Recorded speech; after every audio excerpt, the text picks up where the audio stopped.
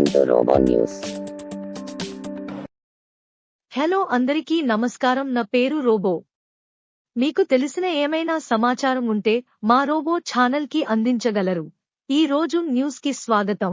బంగ్లాదేశ్ హిందువులపై మరియు హిందూ దేవాలయాలపై జరుగుతున్న దాడులకు ఖండిస్తూ ఈ రోజు కాగజ్ నగర్ లో బంద్ నిర్వహించారు. అలాగే హిందూ దేవాలయాలపై జరుగుతున్న దాడులకు గను నిరసన కార్యక్రమం చేపట్టారు. ఈ కార్యక్రమంలో మార్కెట్ యజమానులు, హిందూ సేవ సమితి, బజరంగ్ దళ్, బీజేపీ తదితరులు మార్కెట్ గుండా ర్యాలీ వెళ్లి నిరసన వ్యక్తం చేశారు. ఈ కార్యక్రమం కాగజు నగర్ పట్టణ సిఐ మరియు ఎస్ఐలు బందోబస్తు నిర్వహించారు. ఎలాంటి సంఘటనలు జరగకుండా చూసుకున్నారు.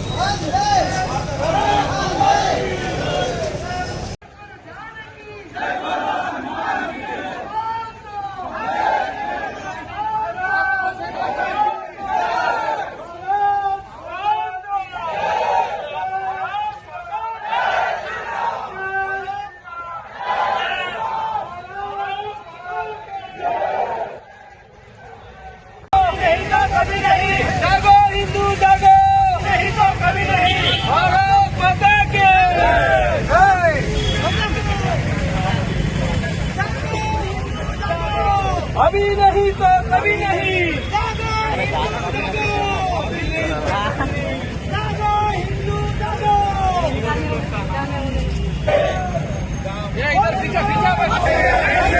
दुनिया में किसी कोने में हिंदुओं पे अत्याचार नहीं चलेंगे, नहीं चलेंगे। दुनिया में किसी कोने में हिंदुओं पे अत्याचार नहीं चलेंगे, नहीं चलेंगे। दुनिया में किसी कोने में हिंदुओं पे अत्याचार नहीं चलेंगे, नहीं चलेंगे। भारत माता की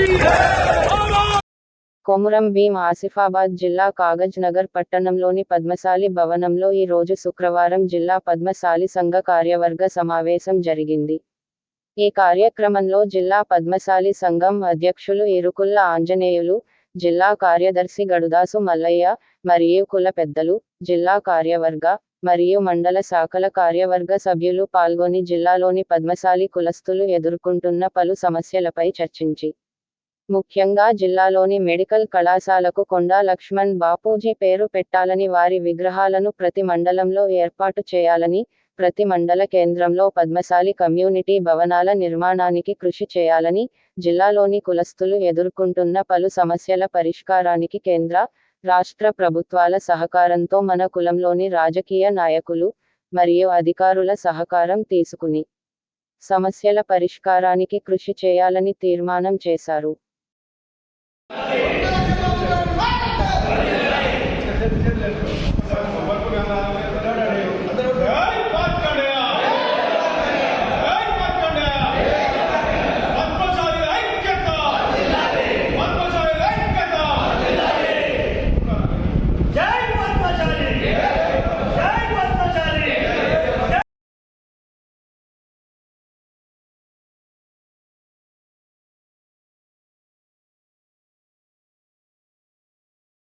సంపాదించారో అదే మార్గాన్ని మన కుల సంఘాల సహకారంగా సంఘాలతో మరి ఈ విధంగా నడిపించడం జరుగుతూ ఉంది. మన చెన్నూరులో సహకార సంఘం ఉంది, మరి కాగజ్నగర్లో బెడ్డూరు మండలం సంబంధించినటువంటి సహకార సంఘం ఉన్నది. దాన్ని ఇప్పుడు ఇంకా మనం ఆ వృత్తి మీద ఆధారపడి లేకుండా, ఆ వృత్తిలో ఆదాయం లేకుండా కొందరు మన పెద్ద మనుషులు ఆ వృత్తిని కాపాడి మన కులగౌరవాన్ని కాపాడేటువంటి విషయాన్ని మనం చూస్తూ ఉన్నాము. మా యొక్క చంద్రయ్య గారు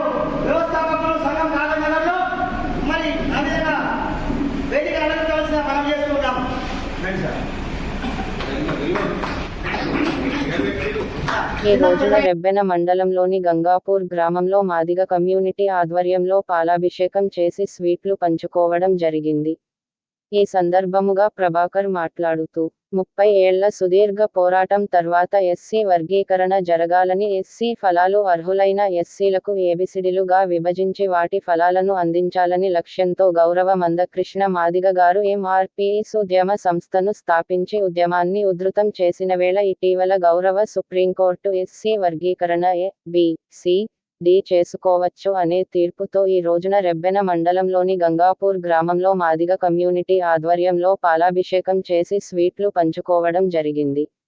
ఈ కార్యక్రమంలో ఎంఆర్పీఎస్ జిల్లా నాయకులు లింగంపల్లి ప్రభాకర్ మరియు నాయకులు ఇగురపు సంజీవ్, ఇగురపు రవి, ఇగురపు రమేష్, ఇగురపు వెంకటేష్, అరికిల్ల వెంకటేష్, శ్రీనివాస్, రాజయ్య, భూమయ్య, బాపు, ఆసయ్య, పోచయ్య తదితరులు పాల్గొన్నారు. జై మాదిగా, జై మాదిగా, జై మాదిగా, జై మాదిగా. మందకృష్ణ నాయకత్వం, మందకృష్ణ నాయకత్వం.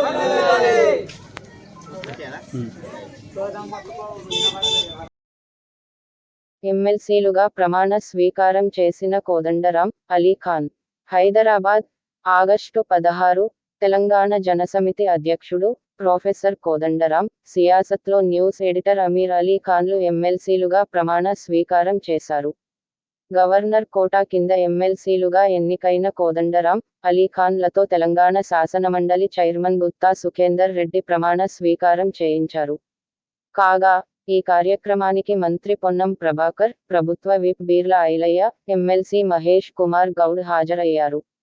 ఈ సందర్భంగా ఎమ్మెల్సీ కోదండరాం మాట్లాడుతూ తాను ఎమ్మెల్సీ కావడానికి సహకరించిన అందరికీ ధన్యవాదాలు తెలిపారు. ఎమ్మెల్సీ కావడంతో తనపై బాధ్యత మరింత పెరిగిందన్నారు. ఎమ్మెల్సీ తనకు పదవి కాదని, సేవ అని పేర్కొన్నారు.